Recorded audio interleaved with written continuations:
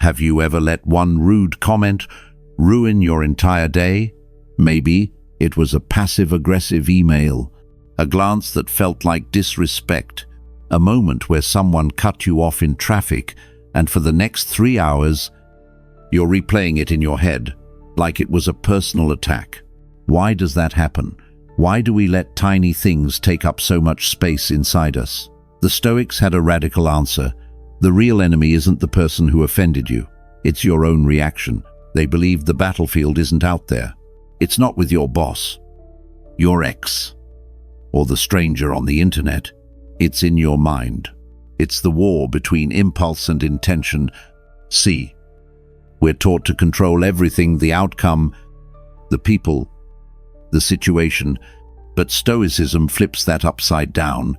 It says don't suppress your emotions, that only builds pressure. Instead, learn to master your response, because what actually ruins your peace isn't what happened. It's the story you told yourself about it.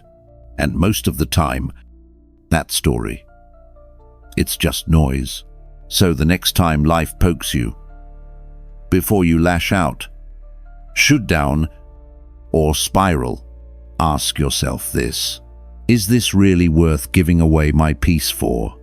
Because sometimes the strongest move is to stay still.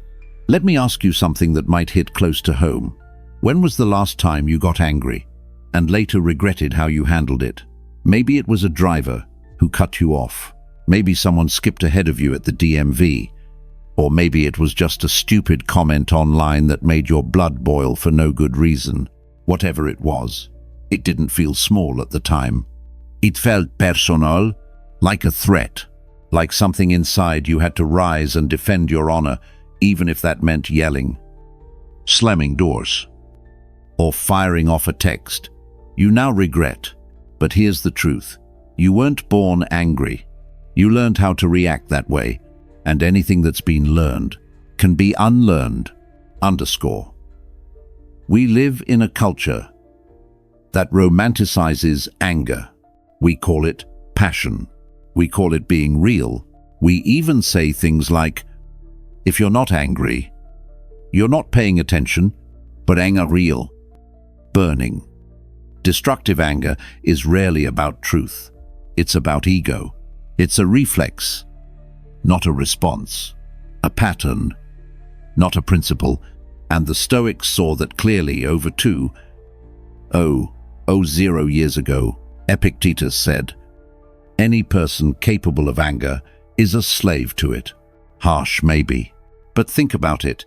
If someone can walk by, say a few careless words, and suddenly you lose your peace, who's really in control? Them or you? I used to believe that anger was part of who I was. I'd say things like, that's just how I am. I have a short fuse. But the more I repeated that story, the more I became trapped inside it. It gave me an excuse to act out, to overreact, to justify being emotional when I didn't want to face the real issue underneath. But here's what no one told me. Growing up, anger isn't power. It's the illusion of power, because in the moment, it feels like control. You raise your voice, people back down. You slam something, people notice, but afterward, you feel drained, empty, maybe even ashamed. That's because real power isn't loud. It's quiet, calm, unmoved. Think about it this way. If you go to the gym and do the same motion over and over, your muscles adapt, your body memorizes the pattern, and the next time, it takes less effort. The same thing happens with anger. Every time you explode, every time you snap, you're strengthening that reflex, and unless you interrupt it, it becomes your default setting. But what if I told you, you could train something different? What if you could build a new reflex, one based on stillness instead of rage? It starts with one decision, not to suppress your anger, but to pause. Just for a second, because that second, that tiny breath between trigger and response is where freedom lives. So next time someone cuts you off in line, or insults your intelligence, or questions your values, instead of immediately reacting, just pause. Ask yourself, is this really worth my energy? Is this how I want to be remembered in this moment? And if the answer is no, walk away. Not because you're weak, but because you're strong enough to choose peace over performance. Here's what I've learned through years of unlearning my own anger. You don't have to be at war with everything. You don't need to prove your strength with volume. You prove it by remaining unshaken. And that version of you, the one who doesn't flinch, who doesn't lash out, who simply sees things for what they are and lets them pass, that version is powerful. That version is dangerous, in the best way. Because once you stop letting little things control your mood, you become someone this chaotic world can't manipulate. And in a world that's constantly trying to trigger you, stillness is a superpower. Let's be honest. Most of us are walking around trying to manage everything except ourselves. We try to manage people, make them act right, speak right, think right. We try to control outcomes, obsessing over how things should go. We even try to micromanage how others see us, always adjusting, always proving, always explaining. But here's the truth. No one tells you. The more you try to control others, the more out of control you feel. And that's why so many people walk around angry, anxious, and exhausted. Because they're fighting battles that don't belong to them. They're carrying weights they were never built to carry. And deep down, they know it. I remember a moment years ago when my boss chewed me out in front of the whole team. I wasn't even at fault, but he was stressed, under pressure, and he needed a target. And in that moment, every muscle in my body screamed to fire back, to defend myself, to get the last word, to win the moment. But something inside me said don't. Not because I was afraid, but because I realized if I react, he wins twice. First, by disrespecting me, and second, by dragging me down to his emotional level. So instead, he stood still. I looked him in the eye. I let the moment pass, and then, calmly later, in private, I spoke my truth without needing to raise my voice. And that moment taught me something powerful. Keeping your cool is not weakness. It's wisdom. Marcus Aurelius, Roman emperor and Stoic philosopher, once wrote, "You have power over your mind, not outside events. Realize this, and you will find strength." It's one of the most liberating truths in Stoic philosophy, because when you finally accept that you can't control how others treat you, you start focusing on the one thing you can control: how you respond. That's where freedom lives. That's where real power begins. But let's break this down. When you yell, when you explode, when you lose your temper, what you're really doing is trying to grab back a feeling of control. But that's not control. That's panic disguised as power. True control, real authority, isn't loud. It doesn't need to dominate the room. It doesn't need to clap back, argue, or crush someone else to feel tall. It's the quiet confidence of someone who knows, I don't need to win this moment. I'm already winning by not losing myself. Let me ask you something. When was the last time you regretted staying calm? Probably never. But how many times have you regretted saying too much, too fast? In the heat of the moment, exactly. Because emotion-fueled reactions almost always come from fear. Fear of being disrespected, fear of being misunderstood, fear of appearing weak. But here's the Stoic twist. You are strongest when you don't need to prove your strength. You're calm because you're clear. You're still because you're centered. You don't lash out, not because you're passive, but because you've evolved. Let's put this into real life. Say someone cuts you off in traffic. You slam the horn, you yell, your heart's racing. But did anything actually change? Did your reaction make the road safer? Did it make your day better? No, It just robbed you of peace and gave your power away. Now imagine the same moment, but instead of reacting, you observe. You take a breath, you choose stillness, and you drive on unaffected. That's not weakness. That's mastery. Underscore. This is what Stoicism trains into you. Not the absence of emotion, but the art of selective reaction. You choose what deserves your energy. You choose which fires are worth putting out. And more often than not, the fires die on their own when you don't feed them. So the next time someone tests you at work, in traffic, in a relationship, remember this. Is this worth my peace? Is this really about them? Or about my ego wanting to fight back? Because when you stay calm, you stay in control, not of the world, not of them, but of you. And that's where your real power lives. Underscore. Here's what I want you to take with you today. Stop wasting your life trying to fix other people. You can't control their tone, their timing, their trauma, but you can own your response. You can walk away without weakness. You can speak truth without yelling. You can be strong not because you overpowered them, but because you overpowered the old version of you who used to react. That's growth. That's stoic. That's leadership. Let me tell you something that might sting a little at first, but could save you years of inner chaos. Most of your anger isn't really about what happened. It's about what you expected to happen. Think about that. It's not the traffic that ruins your morning. It's the expectation that your commute should be smooth. It's not your partner being late. It's the idea in your head that they should always be on time. It's not the dent in your car door that makes you mad. It's the belief that your day was supposed to be hassle-free. And once you see it, you can't unsee it. Frustration grows in the gap between expectation and reality. Underscore now. I'm not saying you shouldn't have standards. I'm not saying you should just accept anything or let people walk all over you. But here's the stoic wisdom that cuts through all the noise. You can't control the world. You can only control how you move through it. And sometimes, the most powerful move you can make is to let go, not out of weakness, not out of apathy, but out of wisdom, because holding on to how things should have been doesn't change what they are. It just drains your peace trying to rewrite the past. Underscore. Let me paint a picture. You're walking back to your car after a long day.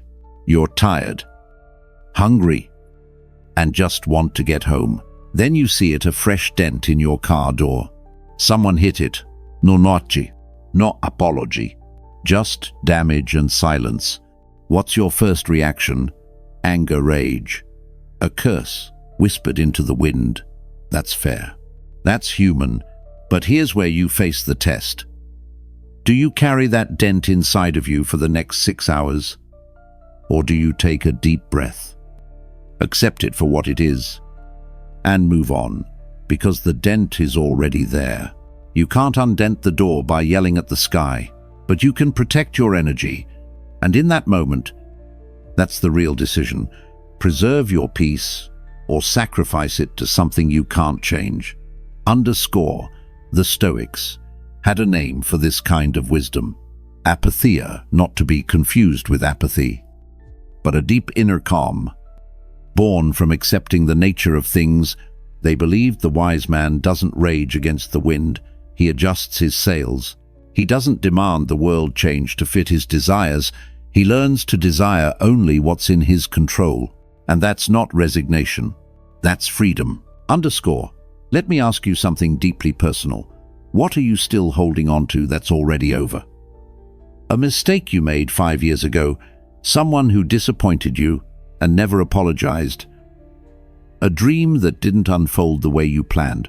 What's the emotional dent you keep staring at, as if that alone will make it disappear? Because here's the truth. You don't have to carry it anymore.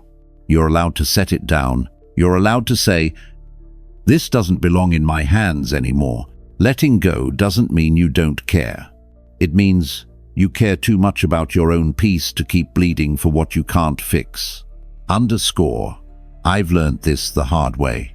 For years, I carried invisible weights, arguments that ended years ago, but kept replaying in my head, regrets that gnawed at me, even though no one else remembered. People I thought owed me something: validation, apology, closure. But one day, I realized what I was clinging to wasn't helping me. It was just keeping me stuck. So I started asking myself, is this mine to carry? Is this memory? This frustration? This expectation? Something that still serves me? If the answer was no, I let it go. Not perfectly, not overnight, but intentionally. And that's when something strange happened. I felt lighter, not because the world changed, but because I changed how I moved through it. Marcus Aurelius wrote in his Meditations, "The impediment to action advances action. What stands in the way becomes the way." In other words, even what disrupts your plans can become part of the plan if you allow it. But if you keep trying to fight what's already done, if you keep demanding the past to behave, you miss the beauty of what's unfolding right now. So here's what I'll leave you with. You're not weak for letting go. You're wise. You're not giving up, you're reclaiming your energy. You're not passive, you're choosing what's worth carrying. And in a world that will constantly dent your expectations, your peace doesn't come from making the world obey. It comes from learning to say, I don't need it to go my way, to walk in peace anyway. Let's be honest, conflict is inevitable. You don't have to look for it. It finds you in traffic, at work, in relationships, online. There's always someone cutting in line, raising their voice, or pushing your buttons. But here's the twist. Most people never realize conflict isn't a threat. It's a test of your growth, a test of your discipline, a test of who you really are when things get uncomfortable. And most of all, it's a test of whether you'll let someone else own your peace. Here's the truth. Anyone can look centered when things are calm. Anyone can talk about self-control when nobody's testing it. But when pressure rises, when the heat turns up, that's when your training speaks. The person who cuts you off in traffic, that's not your enemy. That's your opportunity to choose stillness instead of reaction. The coworker who disrespects you in a meeting, that's not a battle you have to win. It's a mirror, showing you how far you've come or how fast you still default to ego. Because the real enemy is never them. It's the version of you that still thinks you have to fight to prove your worth. Think about this. What if every confrontation was actually a classroom? What if every time someone disrespected you, you saw it as a rep in the gym of emotional resilience? That's what the Stoics believed. Marcus Aurelius didn't avoid conflict. He didn't fantasize about living in a perfect world. He understood that the world would test him daily, and so he trained daily. He wrote, "When you wake up in the morning, tell yourself, today I will meet people who are meddling, ungrateful, arrogant, dishonest, jealous, and surly." Not to become cynical, but to become prepared, to remind himself, this is the world I live in, and I will not let it poison my soul. Let me give you a personal example. A few years ago, I was at a coffee shop. A guy cut in front of me in line. He knew exactly what he was doing. Made eye contact, smirked, dismissed me. The old me, I would have escalated, called him out, made a scene, tried to win. But in that moment, something clicked. I asked myself, what does it cost me to engage in this? The answer, more than the coffee was worth. So I stepped back, let it go, and walked out with my peace intact. That moment taught me something the gym never could. True strength is the ability to absorb pressure without exploding. But let's be clear. Turning the other cheek doesn't mean becoming passive. Stoicism isn't about letting people walk all over you. It's about choosing how you respond with clarity, not chaos. You can defend yourself without losing yourself. You can speak truth without raising your voice. You can assert boundaries without letting anger define the tone. Because here's the truth. No one teaches us growing up. Most confrontations aren't about solving problems. They're about ego collisions, two people trying to be right, not trying to find peace. And when you realize that, you gain a superpower. You can step out of the battle and still walk away the victor. You don't need to win every argument. You just need to win the battle inside yourself. Let me ask you this. What's the last argument you had, and was it really worth it? Not just the words, but the energy it stole from your day, the tension it left in your body, the way it echoed in your mind hours after it was over. Imagine how different your life would feel if you walked through every confrontation like it was just another rep in your Stoic practice. Not something to fear, not something to avoid, but something to master. So here's what I want to leave you with today. Next time, conflict knocks pause, not because you're scared, but because you're training. Breathe, observe, respond with power. Not panic. Let your stillness speak louder than their volume, because the man who remains unmoved in conflict is a man the world cannot shake. And that is the kind of man we're all capable of becoming. Here's a truth that changed the way I approach life. Calm isn't something you're born with. It's something you train. Just like your body needs reps to grow stronger, your mind needs resistance to build emotional resilience. But here's the thing. Most of us wait for calm to magically show up. We tell ourselves, I'll be calm when life settles down. But life doesn't settle. People don't suddenly stop being rude. Deadlines don't disappear. Stress doesn't take a vacation. So if you're waiting for peace to come from the outside, you'll be waiting forever. Calm isn't a gift from the world. It's something you generate from within. Think about it like this. Nobody walks into a gym on day one and deadlifts 400 pounds. That kind of strength is built day by day, rep by rep. It's the same with your nervous system. It learns from repetition. It adapts to pressure. Every time you respond with calm when it would have been easier to lose it, you're doing a rep.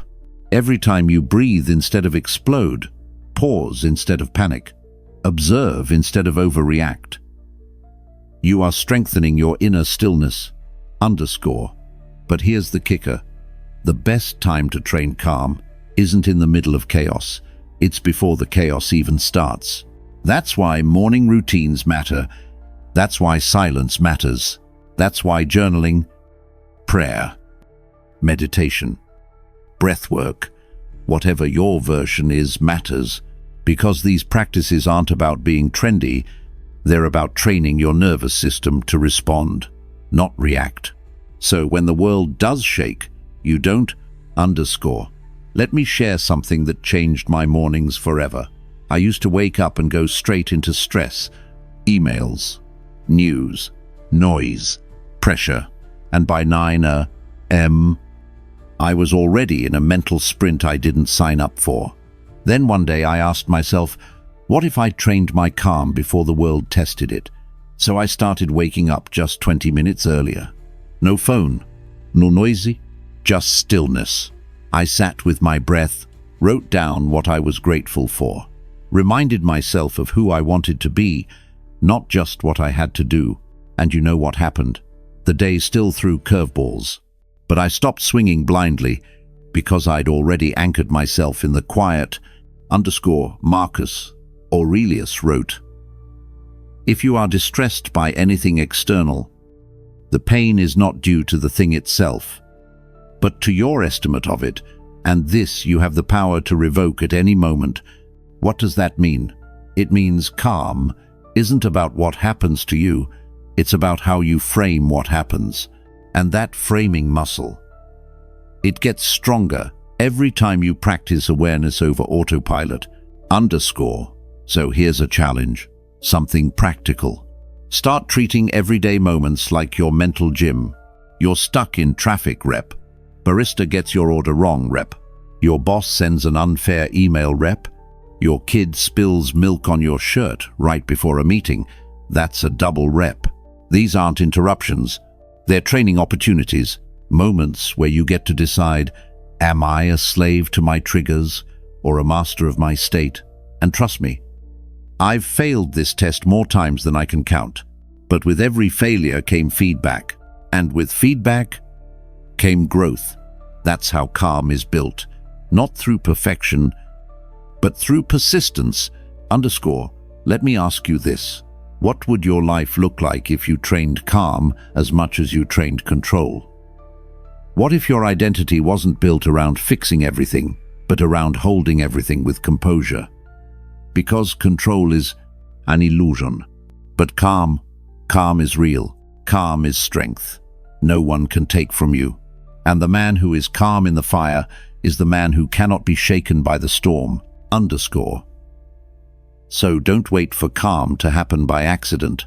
Train it. With your breath, with your awareness, with your choice to pause when the world speeds up. Because calm is not the absence of chaos. It's your ability to remain whole in the middle of it. And when you train calm like a muscle, you stop reacting to life and start leading your life. Silence is not weakness. Silence is not surrender. Silence is a weapon if you know how to use it. We live in a culture that rewards being the loudest in the room.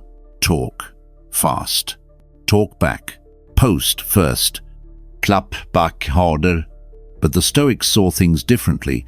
They believed there was great power in restraint, in not needing the last word, in letting your actions and your stillness speak louder than your voice. Because sometimes silence doesn't mean I have nothing to say. It means I don't need to say it. Think about it. When someone disrespects you in public, what's your instinct? To respond, to defend, to fire back. You want to prove something to them, to the crowd, maybe even to yourself. But ask yourself this, what's the real cost of that reaction? You might win the argument, but lose your peace, lose your energy, lose your grip on who you're trying to become. Silence, when chosen with intention, is not passive. It's precision. It says, I control what leaves my mouth. I choose what deserves my energy. I don't need to perform for anyone. There's a quote I keep coming back to. Don't waste words on people who deserve your silence. Sometimes the most powerful thing you can say is nothing at all. I've seen it play out in meetings where egos fly like daggers, where the loudest person thinks they're leading, but the one who pauses, listens, and speaks only when necessary, that's the one people end up respecting the most. Because silence carries weight. It creates space. It demands presence. You don't have to overpower others. You just have to remain unshaken in the face of noise. Let me give you a real story. A while back, a friend of mine got roasted on social media. One post, one misstep, and suddenly, the comment section lit up like a wildfire. Everyone wanted a response. Clap back, clear your name, defend yourself. But you know what he did? He said nothing. He took a breath. He waited. He watched. And after 48 hours, the storm passed. People moved on. Attention shifted. And the silence, it protected him. Not just his reputation, but his integrity. Because he wasn't playing their game. He was holding his center. That's power. Most people never taste because they're too busy reacting. The Stoics knew this. They practiced measured speech, not because they were shy or fearful, but because they believed in aligning every word with their values. Epictetus said, "We have 2 ears and 1 mouth, so that we can listen twice as much as we speak." That's not just clever, it's strategy. Because the more you speak reactively, the more you give others the blueprint to manipulate your emotions. But when you stay silent calmly, firmly. Intentionally, you remain unpredictable, unshaken, free, underscore. But let's be real. Silence isn't easy. It takes ego death. It takes the strength to not correct every lie, to not chase every insult, to not explain yourself to people committed to misunderstanding you. That's real maturity. Because not every fire deserves your oxygen. Not every battlefield is yours to step onto. Not every provocation deserves your presence, underscore. Let me ask you something personal. Where in your life are you over-explaining, over-apologizing, over-defending yourself to people who aren't even listening? What if, instead of talking more, you just walked away stronger? What if your silence became your boundary? What if the next time someone tested your patience, you didn't flinch, you just smiled, nodded, and kept walking, not out of weakness, but because you already won the battle inside yourself, underscore, you want to be untouchable? Then master the art of non-reaction. You don't have to attend every argument you're invited to. You don't need to swing back just because someone took a swing at your pride. Train your silence like a sword, not to wound others, but to cut through the noise and reclaim your control, underscore. So here's your challenge this week. When conflict rises, don't rush to speak. When emotions swell, pause. When the moment demands a reaction, choose response over impulse. Breathe, observe, hold stillness like armor. And remember, silence is not the absence of power, it's the presence of mastery. Let me say something you might need to hear today. You don't owe the world as much as you think you do. Not every message needs a reply. Not every request deserves a yes. Not every expectation is yours to carry. Somewhere along the way, we were taught that being a good man means being available to everyone all the time. That if someone's upset, it must be your job to fix it. If someone's struggling, you must show up, no matter what's happening inside of you. But here's the Stoic truth that breaks the cycle. You cannot pour from a broken cup. You cannot serve well if you've lost yourself in the process. You are not here to meet everyone else's expectations at the cost of your own peace. Underscore. We live in a culture obsessed with productivity and people-pleasing. Say yes, be helpful, be polite, be agreeable. But what happens when your yes is a betrayal of your own well-being? What happens when your smile hides exhaustion, when your presence in every room leaves you absent from your own life? Stoicism teaches that true strength isn't found in endless sacrifice, but in clear boundaries rooted in wisdom. Marcus Aurelius wrote, "If it is not right, do not do it. If it is not true, do not say it." Simple, direct, unapologetics. Not because you're rude, but because you're responsible for your own soul first. Underscore. Here's the trap. Many men think that denying themselves makes them noble. They wear burnout like a badge of honor. They carry emotional weight, like it proves their loyalty. But the truth, self-abandonment is not love. It's slow, self-destruction. You weren't born to be a sponge for everyone else's problems. You were born to live with intention, to show up from a place of overflow, not obligation. And that requires one radical act. Saying no without guilt. Underscore. Let me tell you what changed. For me, there was a time when I said yes to everything, every favor, every invitation, every late-night text that said, "Hey, you free to talk?" I thought it made me dependable, but inside, I was stretched thin, drained, bitter, resentful, until one day, a mentor told me something that hit like a punch to the gut. If you don't learn how to disappoint people, you'll end up disappointing yourself every day. That was the turning point, because I realized I was keeping everyone else comfortable while silently betraying myself. So I started setting boundaries, small at first. I said, I need time to think about that. Instead of a reflexive yes. I stopped explaining myself to people who never explained themselves to me. I walked away from conversations that drained me instead of fed me. And you know what happened? I lost some people. People who only valued me when I was convenient, but I found myself, and that's a trade I'd make again every single time. Epictetus said, don't explain your philosophy, embody it. In other words, you don't need to defend your peace. You just need to live it. And when people question your silence, your space, your boundaries, you don't owe them a 10-slide explanation. You owe yourself alignment, because at the end of the day, it's not about being liked, it's about being whole. Let me ask you something real. Where in your life are you overextending? Who are you constantly proving yourself to? And why? What expectations are you carrying that were never yours to begin with?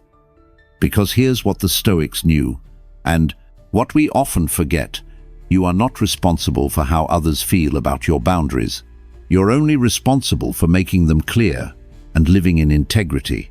And yes, some people will call you selfish. Let them.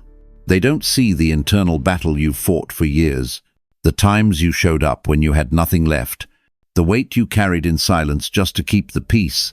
They don't get a vote on your healing, because this season of your life, it's about building peace, not maintaining image. It's about choosing discomfort in the short term, so you can build a life of freedom in the long term. So, here's your reminder. You're not here to fix everyone. You're not here to be everything to everyone. You're not here to be the nice guy, if that means losing your soul in the process. You're here to stand tall in your truth, even when it makes others uncomfortable. You're here to speak less and stand firmer, to give less explanation and walk with more conviction. You don't owe the world constant access to your time, your energy, your heart. You owe yourself the courage to reclaim it. Let's make something very clear. You feel emotions, but you are not your emotions. Read that again. Because in a world that tells us to follow your heart and trust your feelings, we rarely stop to ask, are my emotions true?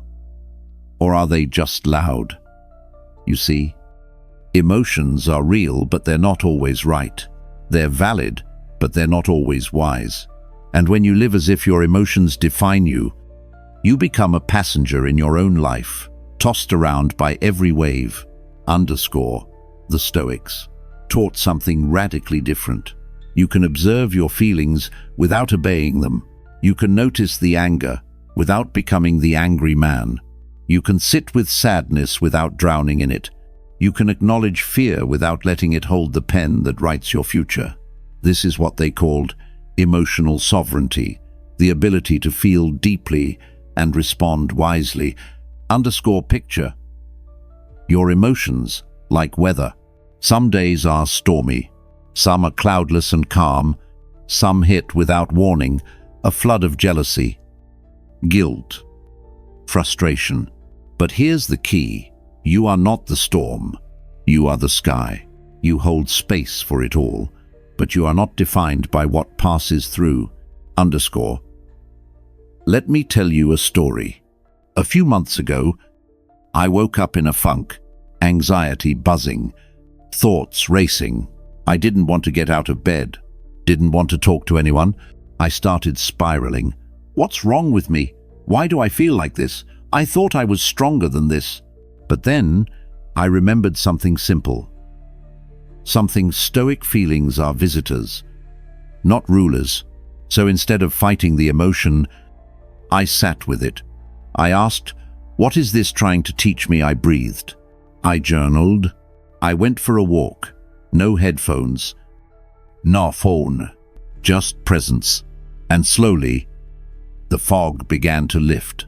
Not because I forced it away, but because I allowed it to move through me, not control me. That's what emotional mastery looks like.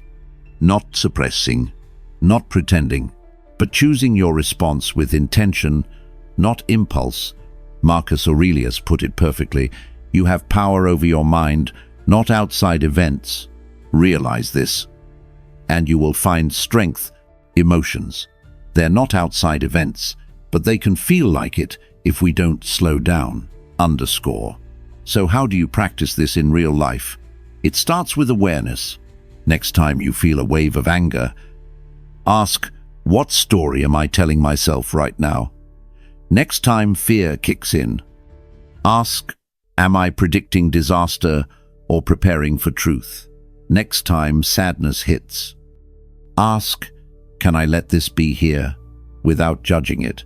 Because emotional mastery is less about fixing what you feel and more about learning to sit with it without flinching. Underscore. Here's the hard truth. If you don't understand your emotions, they will manipulate you. Anger will make you say things you regret. Jealousy will blind you to your own blessings. Fear will keep you caged in routines that quietly kill your soul. But when you name what you feel, when you shine the light of awareness on it, the emotion loses its grip, because what you name, you tame. Underscore. And no. This doesn't make you less of a man. It makes you dangerous in the best way.